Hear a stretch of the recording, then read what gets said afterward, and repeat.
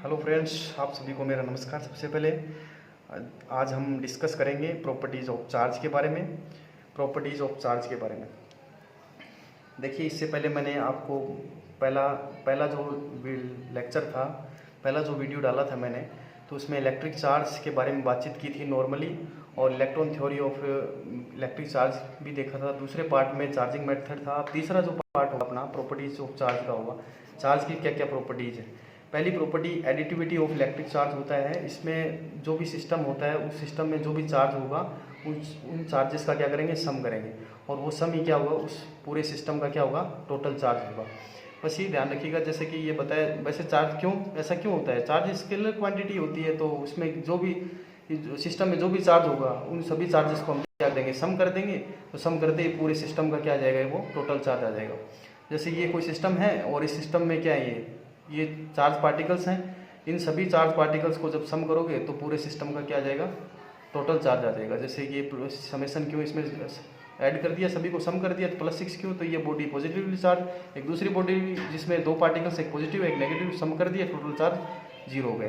तो ये थी एडिटिविटी ऑफ इलेक्ट्रिक चार्ज के बारे में। दूसरी जो प्रॉपर्टी है इनवेरियंस ऑफ इलेक्ट्रिक चार्ज, इसमें क्या है, चार्ज कांस्टेंट होता है, चार्ज चेंज नहीं होता है। कांस्टेंट मतलब चेंज नहीं होता है। चार्ज डिपेंड्स नहीं करता है, किस पे डिपेंड नहीं करता है, मोशन, ऑब्जेक्ट की मोशन और रिलेटिव स्पीड पे डिपेंड नहीं करता। मोशन और रिलेटिव स्पीड भी बोल सकते हो।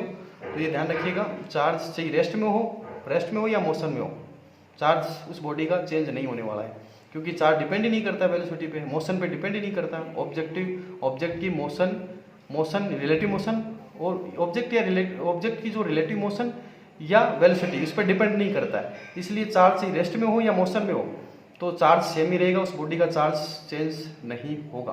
तो ये ध्यान रखिए, चार्ज बॉडी का चार्ज चेंज नहीं होगा, क्योंकि charge does not depends on frame of reference, या फिर मोशन ऑफ ऑब्जेक्ट्स, या फिर does not depends on velocity of object. तो ये ध्यान रखिएगा, स्पीड का और चार्ज का कोई मैटर ही नहीं करता है, दूर दूर तक का कोई रिश्ता ही नहीं है, इनमें कोई रिश्ता ही नहीं है। तो फिर कहाँ ये डिपेंड करेगा, क्यों बदलेगा, उसके अकॉर्डिंग क्यों चेंज होगा, जो पहले वही बाद में रहेगा। तो ये थी इसके बारे में, इनवेरियंस ऑफ इलेक्ट्रिक चार्ज के बारे में।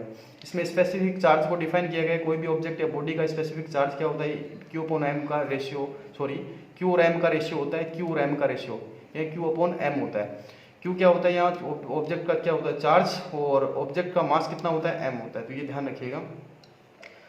अब देखिए, तीसरी जो property conservation of electric charge, इसका मतलब क्या होता है कि जो सिस्टम होता है, आइसोलेटेड सिस्टम है, उस आइसोलेटेड सिस्टम का क्या है, चार्ज कंजर्व होता है। कहने का मतलब, उस सिस्टम की अगर बात करें तो सिस्टम का जो टोटल नेट चार्ज होता है, उसको आप न तो डिस्ट्रॉय कर सकते हो, न ही उसको क्रिएट कर सकते हो। जो पूरा सिस्टम होता है, होल सिस्टम है, उसमें जो भी नेट चार्ज होता है, उसको आप न तो क्रिएट कर सकते हो और न ही डिस्ट्रॉय कर सकते हो। लेकिन उस होल सिस्टम में जो पार्टिकल्स होते हैं, चार्ज पार्टिकल्स हैं, उन चार्ज पार्टिकल्स को आप क्रिएट भी कर सकते हो, डिस्ट्रॉय भी कर सकते हो। तो देखिए, एग्जाम्पल मैंने बताया भी था एक पहले, ग्लास की रोड और सिल्क क्लॉथ।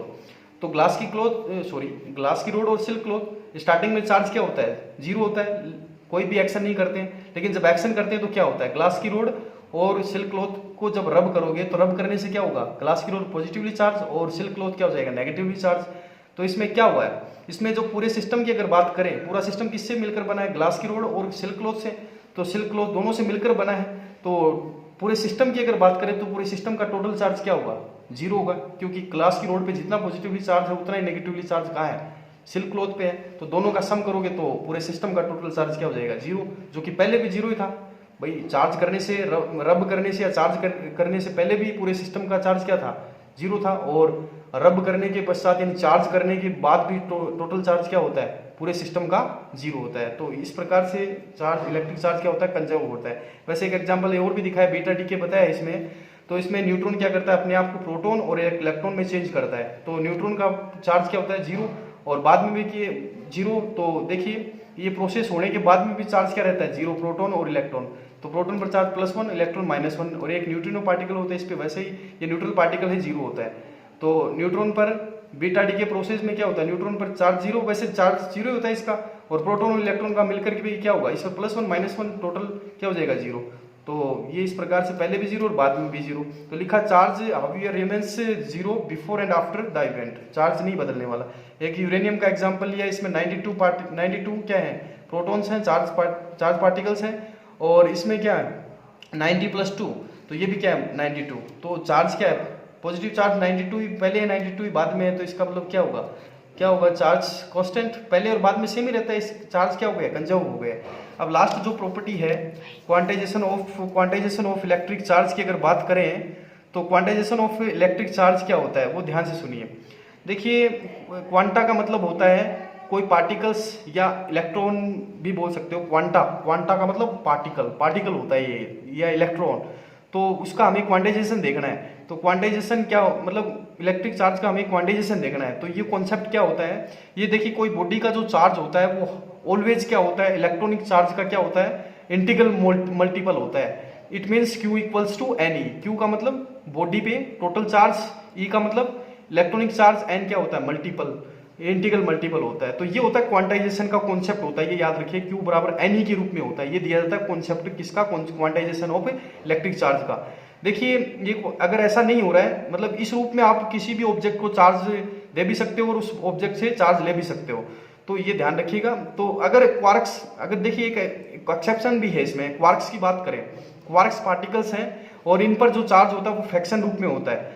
तो ऐसा चार्ज न तो किसी ऑब्जेक्ट या बॉडी को दिया जा सकता है और नहीं उससे लिया जा सकता है। तो ये क्या होता है क्वार्क्स जो कि क्या होता है एक एक्सेप्शन के रूप में होते हैं, क्वांटाइजेशन को फॉलो नहीं करते हैं क्योंकि ये फ्रैक्शन रूप में होता है। क्वार्क्स पर जो चार्ज होता है वो फ्रैक्शन रूप में होता है जैसे दिया है, और ये न्यूक्लियस में कुछ सेकंड के लिए प्रोड्यूस होते हैं और तुरंत ही इमीडिएटली रूप से क्या हो जाते हैं डिस्ट्रॉय हो जाते हैं। इसलिए बोला